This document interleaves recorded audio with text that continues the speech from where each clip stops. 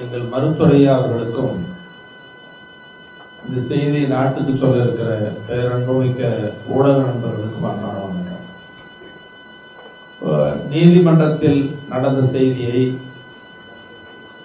ஐயாவுக்கு எதிராக பொய்யாக பரப்பப்படுகிற கருத்துக்களை,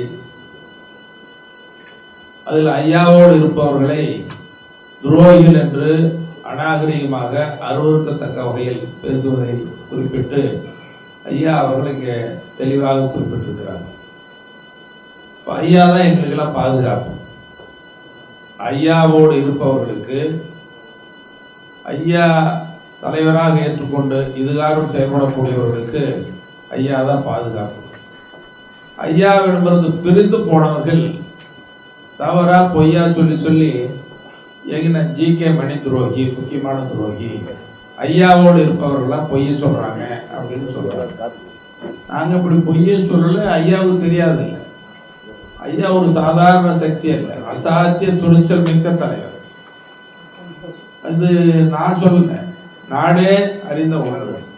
அப்படி மிகப்பெரிய சக்தி வாய்ந்த ஐயா அவர்களை கொச்சைப்படுத்தும் நோக்கத்தோடு ஐயாவிடமிருந்து கட்சியை பிரித்து கொண்டு ஐயாவோடு இருப்பவர்கள் என்ற ஒரே காரணத்திற்காக துரோகிகள் சொல்றது, அநாகரிகம் பேசுறது நல்லதல்ல.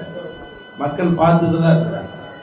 ஒரு ஜி.கே. மணி துரோகின்னா என்ன பொறுத்தும் தனிப்பட்ட முறையில் சொன்ன அரசியலை கடந்து ஜி.கே. மணி யாருக்கும் எப்போ மனசால கூட கெடுதல் நினைக்க மாட்டான்.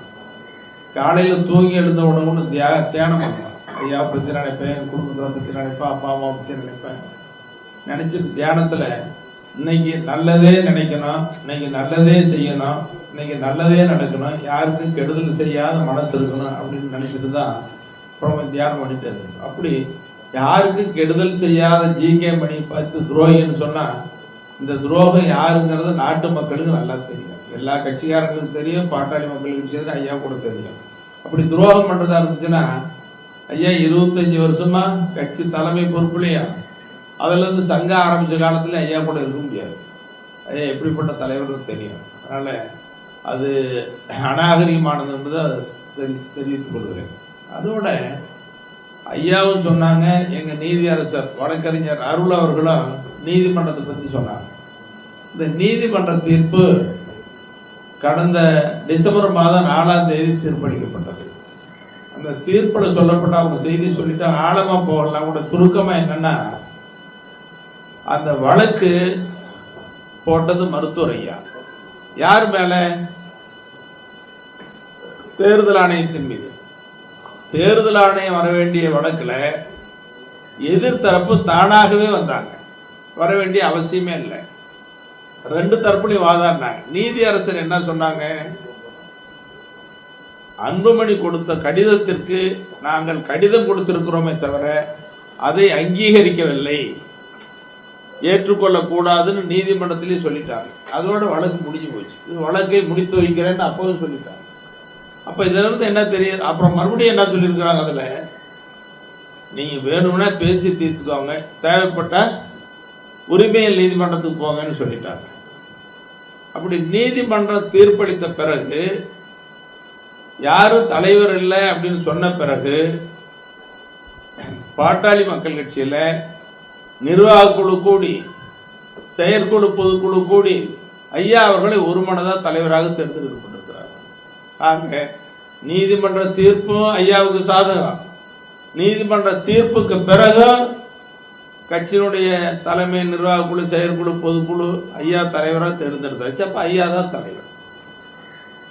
இது உயர் நீதிமன்றத்துக்கும் சரி கடிதம் அனுப்பிச்சாச்சு, தேர்தல் ஆணையத்துக்கும் கடிதம் அனுப்பிச்சாச்சு. சரி, இதன் மேல மீண்டும் சீராய்வு மனு மறுபரிசீலனை செய்ய போடணும்னு சொன்னா எதிர்த்தரப்பு தான் போடணும். எதிர்த்தரப்பு போடுறதை விட்டுட்டு தேர்தல் ஆணையம் வந்து போடலாமா? தேர்தல் ஆணையம் ஒரு நாட்டினுடைய ஜனநாயகத்தை, உண்மையான ஜனநாயகத்தை கட்டி காக்க வேண்டிய அமைப்பு. நம்ம நாடு பெரிய ஜனநாயக நாடு. அப்ப அந்த ஜனநாயகத்தை வழிநடத்தக்கூடியது, கட்டமைப்பது தேர்தல் ஆணையம். அப்ப தேர்தல் ஆணையம் ஒருதலை பட்சமா நடந்துருக்கு. தேர்தல் ஆணையத்தை வற்புறுத்தி கேட்டுக்கொள்வது, ஐயா சார்பாக கேட்டுக்கொள்வதெல்லாம் இப்படி ஒருதலை பட்சமான நடவடிக்கையில் ஈடுபடாதீர்கள். ஜனநாயகத்தின் மாண்பை நீங்கள் கட்டி காக்க வேண்டும்.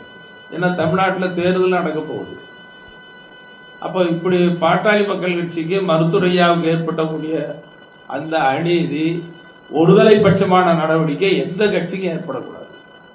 இந்த தீர்ப்புக்கு பிறகாவது தேர்தல் ஆணையம் சரியான ஜனநாயகத்தை காக்கிற வகையில் நடவடிக்கை அமைய வேண்டும் என்று தேர்தல் ஆணையத்திற்கும் அன்பான வேண்டுகோளை பாட்டாளி மக்கள் கட்சியின் மீதும் நாட்டு மக்களின் மீதும் தேர்தல் ஆணையத்துக்கு முன்வைக்கிறோம்.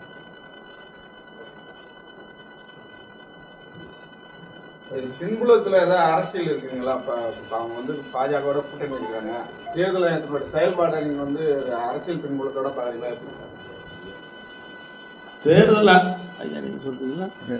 தேர்தல் ஆணையத்தை பொறுத்த வரைக்கும் தலைமை தேர்தல் ஆணையர் அல்லது அடுத்த நிலையில் இருக்கிற ஆணையர்கள், செயலாளர்கள்லாம் எங்களை பொறுத்த வரைக்கும் அறிந்த வகையில் சரியாக தான் செய்யறாங்க, நேர்மையாக தான் நடக்கிறாங்கன்னு நாங்கள் கருதுறோம். ஆனால் தேர்தல் ஆணையத்தில் கீழே இருக்கிறவங்க, அடிமட்டத்தில் இருக்கிறவங்க யாரையோ கையில் வச்சுக்கிட்டு அவங்க செய்கிற சதிதான், சூழ்ச்சியாக தான் நாங்கள் பார்க்குறோம். ஏன்னா எங்களுக்கு வந்த கடிதங்கள், அணுகுமுறையெல்லாம் பார்த்தா அப்படி தான் தெரியுது. அதனால் கீழே தேர்தல் ஆணையத்தில் யார் அடிமட்டத்தில் பணியில் இருந்தால் கூட அவங்களும் நேர்மையாக நடக்கணும். இப்படி நேர்மையாக நடக்கலைன்னு சொன்னால் தலைமை தேர்தல் ஆணையர் அல்லது உயர்மட்டத்தில் இருக்கிற பொறுப்பில் இருக்கிறோம் அவங்க மீது நடவடிக்கை எடுக்கணும்.